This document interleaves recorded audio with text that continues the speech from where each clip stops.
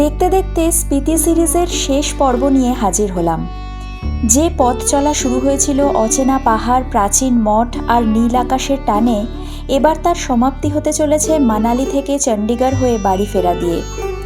Bag ভর্তি স্মৃতি আর camera ভরা হাজারো মুহূর্ত সঙ্গে নিয়ে আমরা ফিরছি।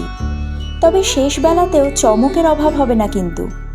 শতাব্দী প্রাচীন সব মন্দির আর তাদের ইতিহাস অপেক্ষা করছে আজকের ব্লগে তোমাদের জন্য, যেগুলো মনে করিয়ে দেবে শেষ মানেই শেষ নয়, বরং নতুন পথের শুরু। তাহলে চলো বেরিয়ে পড়া যাক। তোমাদের সঙ্গে আমি Suparna, and welcome back to my channel the wonder girl.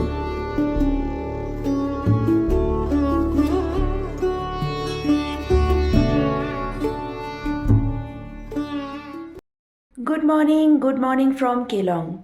আজকে 5th জুন, আমাদের স্পিতি ট্রিপের ডে 9। তোমরা জানো কালকে আমরা কাজা থেকে বেরিয়েছিলাম, সেখান থেকে চন্দ্রতাল ভিজিট করেছি। আর সারা দিনের একটা লং হেকটিক জার্নির পর রাত্রি 10টার সময় এসে পৌঁছেছিলাম কেলংয়ে। কেলংয়ে ছিল আমাদের নাইট স্টে। এখানকার কোন হোটেলে চেক ইন করেছি তোমাদের অলরেডি দেখিয়ে দিয়েছি, কিন্তু হোটেলের ডিটেল ডেসক্রিপশান আমি ইচ্ছা করে শেয়ার করছি না, বিকজ আমি এই হোটেলটা একদমই রেকমেন্ড করব না।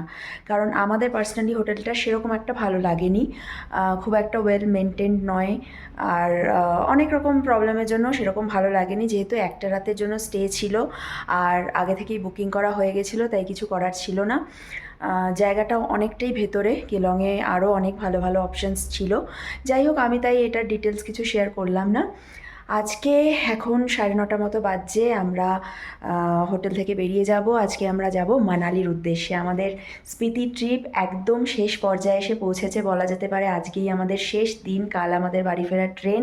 সেগুলো তো পরে শেয়ার করব, আজকের দিনটা আমাদের হাতে রয়েছে। আজকে আমরা এই কেলংয়ের আশেপাশে যা যা সাইট সিইং আছে পথে যেতে যেতে পড়বে সেগুলো দেখব। অটল টানেল ক্রস করব, সেখান থেকে সিসুর ওপর দিয়ে যাব। এগুলো হয়তো আমরা দাঁড়াবো না, বাট ওই ওপর দিয়ে যতটা দেখা যায়, আর কিছু কিছু মন্দির আছে সেগুলো হয়তো ভিজিট করব। তো এখনই ব্রেকফাস্ট করে বেরিয়ে যাব। তার আগে একবার দেখিয়ে দিই সকালের ভিউটা। এই হচ্ছে হোটেল রুম থেকে সকালের ভিউ, তারাও ভালো করে দেখাই। এখানে বরফের চূড়াগুলো সকালবেলা বেশ পরিষ্কার দেখা যাচ্ছিল, এখন পুরো মেঘে ঢেকে গেছে। বাকি হচ্ছে এরকম ভিউ। এই হচ্ছে হোটেলের নিচটা, আমাদের গাড়ি এখানেই পার্কিং করা আছে। আর এই দিক থেকে যদি দেখাই তাহলে এদিক থেকেও একটা এরকম ছোট শহরটার ভিউ রয়েছে, বাড়িঘর।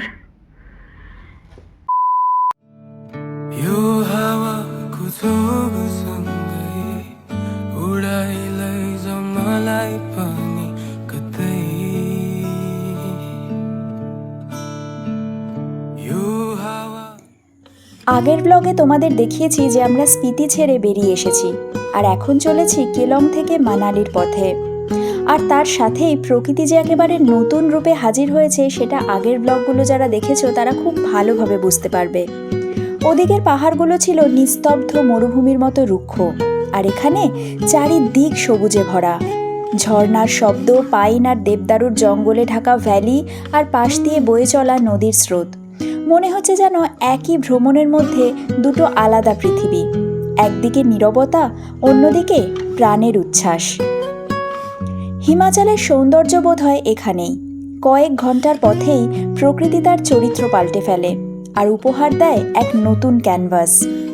সেখানে প্রকৃতি নিজের রং পেন্সিল খুলে সবুজ, নীল, সাদা নিজের ইচ্ছে মতো রং দিয়ে আঁকে। ভ্রমণের আসল মজা এটাই। একদিন বৌদ্ধ সন্ন্যাসীর মতো নীরব পাহাড়ে, আর পরের দিন ডিস্কো লাইটের মতো ঝকঝকে উপত্যকায়। তাই বলাই যায় কেলং থেকে মানালির রাস্তা শুধু জার্নি নয়, একেবারে প্রকৃতির সারপ্রাইজ প্যাকেজ।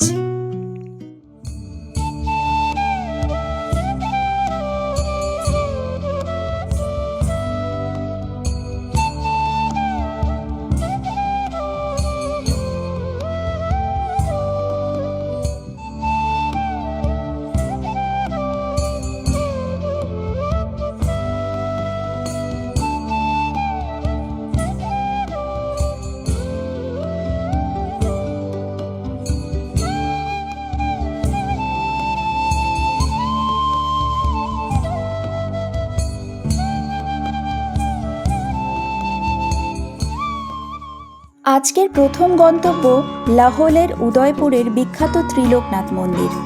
প্রায় ৯,০০০ ফুট উচ্চতায় চন্দ্রভাগা নদীর তীরে অবস্থিত এই মন্দির। সবচেয়ে আশ্চর্যের ব্যাপার হলো এই মন্দিরের দেবতাকে হিন্দুরা যেমন শিবের রূপ ত্রিলোকনাথ বলে মানেন, তেমনি বৌদ্ধরা এখানকার দেবতাকে মানেন আর্য আভলোকিতেশ্বর, মানে করুণার বোধিসত্ত্ব রূপে। অর্থাৎ একই মন্দিরে দুই ধর্মের মিলন। ঈশ্বর যেন নিজেই শিখিয়ে দিচ্ছেন ভক্তি আর ভালোবাসার কোনো ভেদাভেদ হয় না। প্রতি বছর অগস্ট মাসে এখানে পরী মেলা হয়। ৩ দিনের এই উৎসবে হাজার হাজার ভক্ত এসে প্রদীপ জ্বালান আর মন্দির প্রদক্ষিণ করেন। বলা হয় এখানে প্রদীপ জ্বালালে তার ফল নাকি কৈলাস মানস সরোবর দর্শনের সমান। মন্দিরের গায়ে তিব্বতী প্যাগোডা স্টাইলের ছোঁয়া আছে।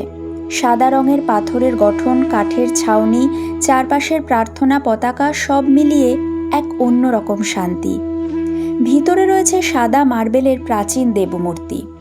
তিনি শিব হন অথবা আভলোকিতেশ্বর। আসলে দুজনেই করুণা আর শান্তির প্রতীক। निशुम्भ शुम्भ दम्भ धारणे सुदारुणारुणा नन्दी नन्दिनी धराधरेन्द्र नन्दिनी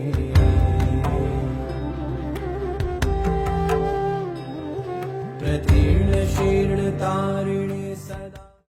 ত্রিলোকনাথ মন্দিরে আমরা এসে গেছি। এখানে মন্দির দর্শন করলাম। ভেতরে তো ফটোগ্রাফি করতে পারিনি, বাইরের থেকে যতটুকু দেখাতে পারলাম। আর এই চারপাশটা ভীষণ সুন্দর, একটা সুন্দর ভ্যালি রয়েছে। মানে ভ্যালিটা দেখে সবারই সেই কাশ্মীরের কথাই মনে পড়ে যাচ্ছে। ভীষণ সুন্দর ভ্যালিটা, আমি দেখাচ্ছি একবার। এই হচ্ছে ভ্যালিটা। চোখের সামনে এত সুন্দর দেখতে লাগছে পুরো চারপাশের ভিউটা। এটা ছোট ছোট হোমস্টে রয়েছে, দোকানপত্র রয়েছে।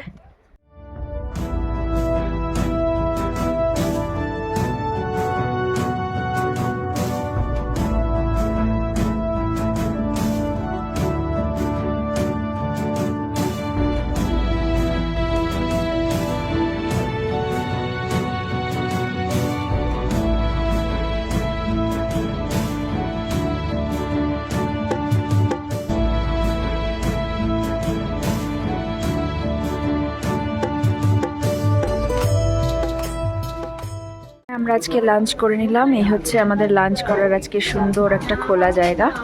মোটামুটি সবারই খাওয়া দাওয়া হয়ে গেছে। এবার আমরা আবার জার্নি স্টার্ট করব। 2 hours later. ঘড়িতে বাজছে 4:30 আর আমরা একটা জায়গায় এসে দাঁড়িয়েছি। জায়গাটার নাম হচ্ছে তান্ডি। ওই যে দূরে ওটা হচ্ছে তান্ডি ব্রিজ। আর এই জায়গাটার বিশেষত্ব হচ্ছে এটা দুটো নদীর মিলনস্থল। এইটা হচ্ছে ভাগা নদী আর ওই দিক থেকে ওইটা আসছে হচ্ছে চন্দ্র নদী। এই দুটো নদী এখানে চন্দ্রভাগা হয়ে বয়ে যাচ্ছে। তো এটা একটা কনফ্লুয়েন্স বা দুটো নদীর মিলনস্থল বলতে পারো। এই জন্য এই জায়গাটা এতটা সুন্দর লাগছে দেখতে। দুটো নদী প্রবল স্রোতের সঙ্গে বয়ে চলেছে। আর চারপাশের ভিউটা যদি দেখাই তাহলে এরকম অপূর্ব সুন্দর লাগছে। মানে প্রতিটা জায়গায় আর কি বলবো, আলাদা করে বলার কিছু নেই। ভীষণ সুন্দর লাগছে। একটু জুম করে দেখাই তাহলে এই যে এটা হচ্ছে প্রপার সংযোগস্থল।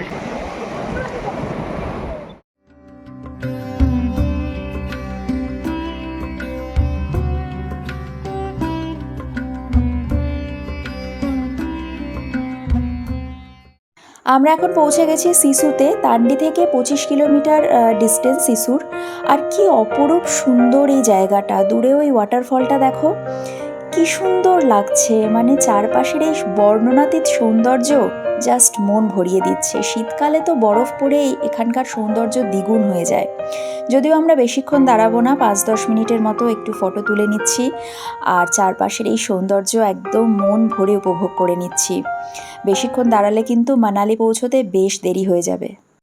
আমরা কিন্তু এখন পাহাড়ের বুকে ঢুকে যাচ্ছি। হ্যাঁ, এটাই সেই বিখ্যাত অটল টানেল।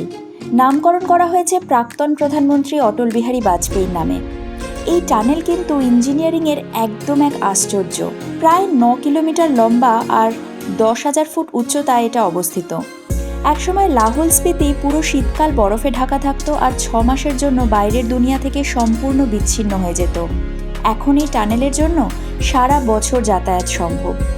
আরেকটা সুবিধা হলো এই টানেল হওয়ার ফলে মানালি থেকে লে যাওয়ার রাস্তা প্রায় 46 কিলোমিটার কম হয়ে গেছে, ফলে সময়ও বাঁচে 4 থেকে 5 ঘন্টা। ট্যুরিস্টদের জন্য কিন্তু সেটা একটা বিরাট স্বস্তি।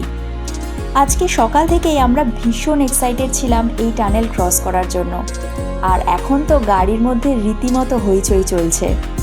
টানেলের ভিতরে কিন্তু সব রকম আধুনিক সুরক্ষার ব্যবস্থা রয়েছে, emergency exit, CCTV, fire hydrant সবই আছে। চলো এবার এই স্মুথ জার্নিটা এনজয় করা যাক।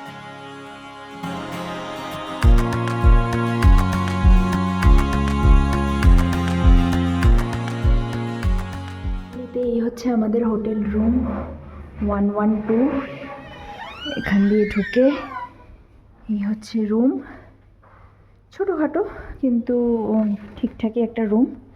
এখানে বেড সাইড টেবিল, এখানে একটা ওয়ার্ড্রব আছে, এখানে বসার জন্য চেয়ার, টেবিল, টিভি ইউনিট, এখানে একটা আয়না আছে, আর এই হচ্ছে ওয়াশরুম।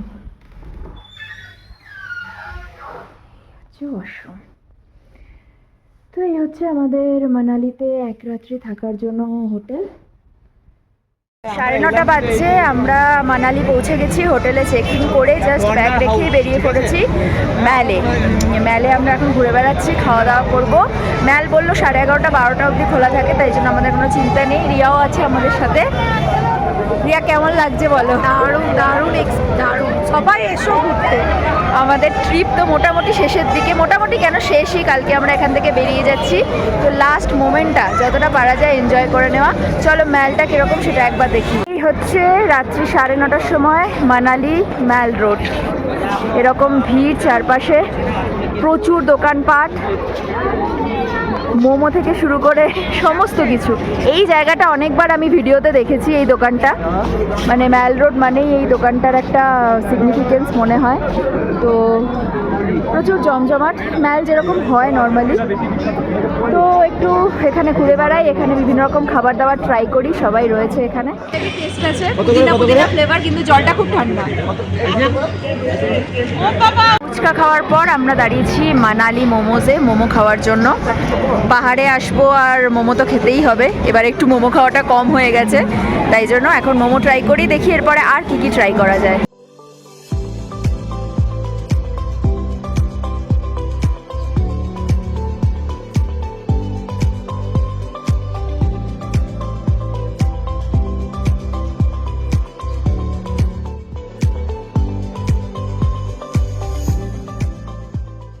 সারাটা সন্ধে ম্যালে আমরা খুব এনজয় করলাম, ঘোরাঘুরি করলাম, কেনাকাটা, খাওয়া দাওয়া সব কিছু হলো।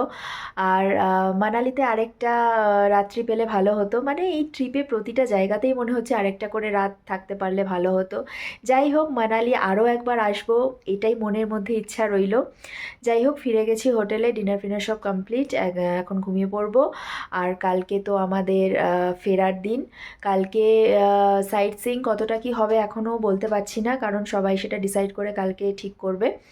তো কালকে আমরা এখান থেকে বেরিয়ে যাব, আমাদের চেক আউট আছে 10টার সময়, একদম ডিরেক্ট চণ্ডীগড় থেকে আমাদের কাল রাত 12:30 নাগাদ ট্রেন আছে, নেতাজি এক্সপ্রেস। তো এই হলো কালকের প্ল্যানিং। আমাদের স্পিতি ট্রিপ একদম শেষের পর্যায়ে। আজকে ছিল লাস্ট ডে বলা যেতে পারে। তো লাস্ট ডেটা এইভাবেই শেষ করছি। আজকের মতো good night. The next day.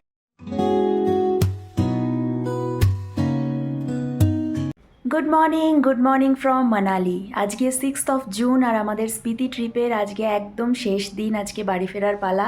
তোমরা জানো যে কালকে আমরা কেলং থেকে বেরিয়েছিলাম, সারাদিন অনেক সাইট সিইং করেছি, অটল টানেল ক্রস করে আমরা এসে পৌঁছেছি রাত্রিবেলা মানালিতে। আর মানালিতে রাত্রিটা বেশ সুন্দর ম্যাল রোডে স্পেন্ড করেছি সময়। তারপর আজকে সকালবেলা, এখন 9:30 মতো বাজছে, আজকে আমরা মানালি থেকে বেরিয়ে ডিরেক্ট চলে যাব চণ্ডীগড়। 10টা 10:30 নাগাদ বেরোবো, একটু হাতে সময় রেখেই বেরোবো, কারণ 6-7 ঘন্টার জার্নি, তারপরে মাঝখানে লাঞ্চ করা আছে। তো ড্রাইভার দাদা বলেছে মোটামুটি 10 ঘন্টা সময় রেখে যেতে। আমাদের ট্রেন হচ্ছে চণ্ডীগড় থেকে রাত্রি 1:30টায়। নেতাজি এক্সপ্রেস, সেটাতে আমরা পৌঁছাবো কালকে ভোর 6টায় দিল্লি। দিল্লি অবধি আমরা টিকিটটা পেয়েছি, ডিরেক্ট হাওড়া অবধি পাইনি। দিল্লিতে নেমে কালকে আমরা রাজধানী এক্সপ্রেস ধরবো, যেটা আমরা শিয়ালদা পৌঁছাবো সানডে। তো এই হচ্ছে আমাদের বাড়ি ফেরার প্ল্যানিং। আজকে সকালবেলা সাইট সিইং ছিল, এই সামনে হিড়িম্বা টেম্পল, তারপর বশিষ্ঠ মুনির আশ্রম, এগুলো ছিল। আমি সেভাবে যেতে পারিনি, সকালবেলা ঘুম ভাঙেনি আর কি, কিন্তু বাকিরা গেছে, সৌরভ গেছে। ওরা এখান থেকে বোধহয় একটা অটো বা কোনো গাড়ি, ছোট গাড়ি ভাড়া করে ওই হিড়িম্বা মন্দিরটা গেছে। আশ্রমটা যাবে কি না আমি ঠিক এখনও জানি না, ওরা ফিরে এলে জানতে পারবো। আমি আপাতত এই হোটেলেই আছি, লাগেজ সব সেট করে নিচ্ছি, এক্ষুনি চেক আউট করতে হবে। তো এই হচ্ছে আজকের প্ল্যান। চলো তাহলে বেরোনো যাক। আজকের দিনটাই আমাদের লাস্ট জার্নি, তারপর তো একদম বাড়ি পৌঁছে কথা হবে। সকালবেলা মানালির হোটেল থেকে ভিউ একদম ম্যালের মধ্যেই আমাদের হোটেলটা, সামনে সব গাড়ি টাড়ি পার্ক করা রয়েছে। আর এই হচ্ছে এখানে আমাদের রুমটা। হোটেলের ডিটেলসটা আমি যদি পাই অবশ্যই শেয়ার করে দেবো। এইদিকে এরকম জায়গায় আমাদের রুমটা। রুম তো কালকে অলরেডি দেখিয়ে দিয়েছি, রুম থেকে সেরকম কোনো ভিউ নেই, এরকম পেছনের একটা ভিউ। এই হচ্ছে আমাদের হোটেল সুগন্ধা। এখানে ফোন নাম্বারও রয়েছে, তোমরা ভিডিওটা পজ করে দেখে নিতে পারো। একদম মানালি ম্যালের ওপরেই এই হোটেলটা। আমরা একটু সকালবেলাও ম্যালে এসেছি, সকাল মানে এখন 11টা বাজছে। রিয়া এখানে আইসক্রিম খাবে বলে এসছে, তাই আমিও রিয়ার সাথে একটু ম্যালটা ঘুরতে এলাম। সুন্দর লাগছে, ভালো ওয়েদার, ঠান্ডা নেই একদম, রোদ উঠেছে, লোকজন আছে মোটামুটি। এই হচ্ছে সকালবেলা মানালি ম্যালের কন্ডিশন। এই হলো মানালির বিখ্যাত হিড়িম্বা মন্দির। প্রায় 1553 সালে রাজা বাহাদুর সিং মন্দিরটি নির্মাণ করেন। কথিত আছে মহাভারতের সময় ভীমের সাথে হিড়িম্ব নামের এক দৈত্যের যুদ্ধ হয়েছিল। পরে ভীম তার বোন হিড়িম্বাকে বিয়ে করেন। হিড়িম্বা এখানেই তপস্যা করেন আর দেবী রূপে পূজিতা হন। আজও স্থানীয়রা হিড়িম্বা দেবীকে মানালির রক্ষাকর্ত্রী বলে মানেন। প্রতি বছর মে মাসে এখানে হিড়িম্বা দেবীর মেলা অনুষ্ঠিত হয়। ভীম আর হিড়িম্বার পুত্র ঘটোৎকচ ছিলেন কুরুক্ষেত্র যুদ্ধের এক মহাশক্তিশালী যোদ্ধা। মন্দিরের পাশেই অবস্থিত এই গাছটিকে ঘটোৎকচ রূপেই পুজো করা হয়। মন্দিরের স্থাপত্যে দেখা যায় কাঠ আর পাথর দিয়ে তৈরি 4তলা প্যাগোডা ধাঁচের ছাদ। দরজার কারুকাজে আছে দেবদেবীর প্রতীক, পশু পাখি আর নানান নকশা। ভিতরে কিন্তু কোনো মূর্তি নেই, আছে এক বিশাল শিলাখণ্ড যাকে হিড়িম্বা দেবীর চিহ্ন বলে পুজো করা হয়। তাহলে সবার অভিজ্ঞতা কিরকম? খুব আনন্দ হয়েছে, মানে জার্নির মধ্যেও আমরা ভাবতে পারিনি। হ্যাঁ, দারুণ জায়গা, আমটিকে থ্যাঙ্কস করা উচিত। সবাই ভালো করে দাঁড়িয়ে বলো।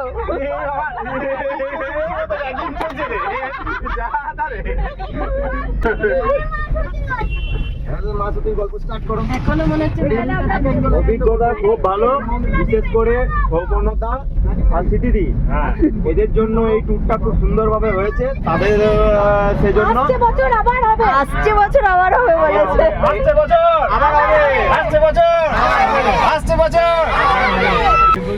বলেছে তো গোটাটাই বানাবে এবার।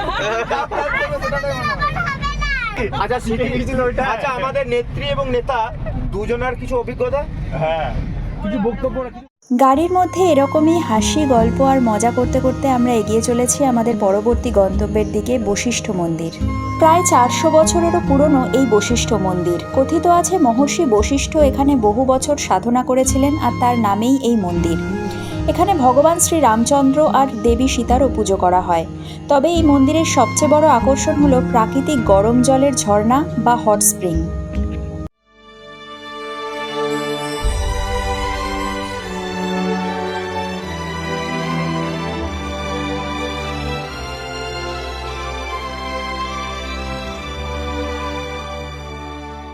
তিনটে 15 বাজছে, আমরা কুলুতে একটা জায়গায় দাঁড়িয়েছি। এখানে একটু স্টপ করা হয়েছে, কেনাকাটার একটু দোকানপাট রয়েছে, খাওয়া দাওয়ার দোকান রয়েছে, টুকটাক খাওয়া দাওয়া করে নিচ্ছি আর একটু ব্রেকও নিয়ে নিচ্ছি। এরপরে লং জার্নি আছে একদম চণ্ডীগড় অবধি। এই হচ্ছে চারপাশের ভিউ। আর বেশ গরম, প্রচণ্ডই গরম, কড়া রোদ উঠেছে।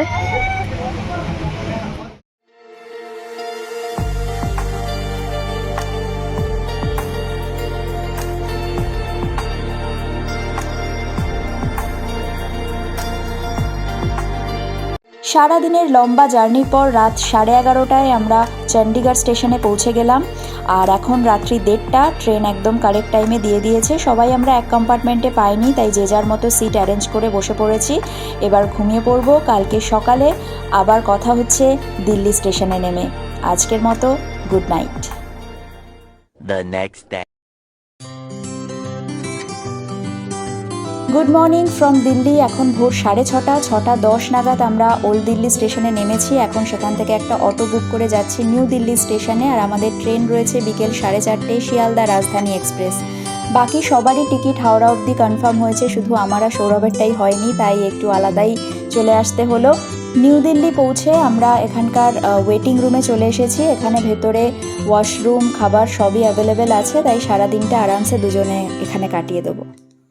বিকেল এখন 4:45, সারাটা দিন ওয়েটিং রুমে বেশ কমফর্টেবলি কাটলো। এখন ট্রেনে উঠে পড়েছি, আর ট্রেন একদম কারেক্ট টাইমে ছেড়েও দিয়েছে। আর তার সাথেই পেয়ে গেছি বিকেলের স্ন্যাক্স। বেশ অনেকগুলো আইটেম রয়েছে কিন্তু। তাহলে চলো বাড়ি ফেরার জার্নি আর এই স্ন্যাক্স দুটোই এনজয় করা যাক। তার সাথে আজকের ব্লগটাও এতটুকুই রাখছি। কাল আবার দেখা হচ্ছে ট্রেন থেকে। Good morning everyone. এখন সকাল 10টা। কাল রাতের জার্নি তো অসম্ভব ভালো ছিল। রাজধানী এক্সপ্রেসের জার্নি নিয়ে কোনো কথাই হবে না। প্রতিবারের মতো এবারও আমরা ভীষণ স্যাটিসফাইড। যাই হোক, আর 10 মিনিটের মধ্যেই শিয়ালদা নেমে পড়বো, তারপর একদম বাড়ি পৌঁছে কথা হচ্ছে। ইয়েস, অবশেষে বাড়ি ফেরা হলো।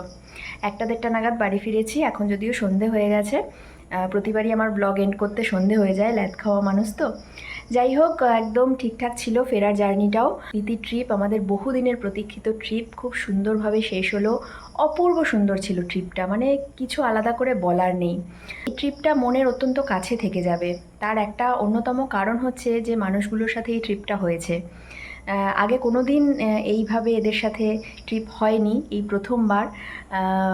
এত সুন্দর, এত ভালো, এত আন্তরিক একটা ট্রিপ হয়েছে যে কিছু বলার নেই। হ্যাঁ, যাদের সাথে আমরা গেছিলাম তারা সবাই আমাদের পূর্ব পরিচিত। সৌরভের কর্মজগতের সিনিয়র দাদারা, তাদের ফ্যামিলিরা, সবাইকেই চিনতাম আগে থেকে। তাই জন্য এনাদের সাথে আগে বহুবার ট্রিপ প্ল্যান করেও হয়ে ওঠেনি, কিন্তু এবারে সেটা সফল হলো। ভীষণ ভালো লাগছে। আগামী দিনে আরও অনেক ট্রিপ দাদাদের সাথে, তাদের ফ্যামিলিদের সাথে অবশ্যই প্ল্যান করব। ছিল আমাদের 9 দিন 10 দিনের একটা স্পিতি ভ্যালি ট্রিপ। আশা করি ভিডিওগুলো তোমাদের ভালো লেগেছে। আর এটা আমাদের প্রথম গ্রুপ ট্যুর ছিল। আমরা ট্রাভেল এজেন্সির সাথে গেছিলাম। সেই এজেন্সির নাম হচ্ছে ঘোষ স্পেশাল। এর ওনার হচ্ছে মিস্টার অভিষেক ঘোষ, আমাদের ঘোষদা। এতদিন ধরে আমাদের খুব খেয়াল রেখেছেন। আমাদের যে কোনো রকম আবদার পূরণ করেছেন। খাওয়া দাওয়ার ব্যাপারে তো মানে কিছু বলারই নেই। এত ভালো খাওয়া দাওয়া, এত লাইট খাওয়া দাওয়া, বাচ্চা আর বয়স্কদের জন্য একদম পারফেক্ট। টাইম টু টাইম খাওয়া দাওয়া, কোনো রকম অসুবিধা হয়নি। আর ঘোরাফেরা নিয়েও ভীষণ উনি মানে সাহায্য করেছেন যতটা ওনার দিক থেকে সম্ভব। তো আমি বলবো, আমি ফোন নাম্বারটা পারলে মেনশন করে দেবো। যে কেউ চাইলে এনাদের সাথে কন্ট্যাক্ট করে কোথাও এনারা যেখানে ট্রিপ করেন সেখানে অবশ্যই যেতে পারেন। আমাদের এটা ফার্স্ট ট্রিপ ছিল, আমাদের তো ভীষণ ভালো লেগেছে, একদম ফুললি স্যাটিসফাইড। ভবিষ্যতে আবার এনাদের সাথে ট্রিপ প্ল্যান করতে আমরা রাজি আছি। পরের ভিডিও অবশ্যই আসবে নেক্সট ট্রিপের সঙ্গে। ততদিন সবাই খুব ভালো থেকো, stay happy and keep travelling. ये रास्ते, ये वादियां और ये फिजा, न जाने हमको ले चले कहाँ, न जाने क्यों धुंधले हैं सब रास्ते। क्या पल तो पल का मिलना ही है लिखा।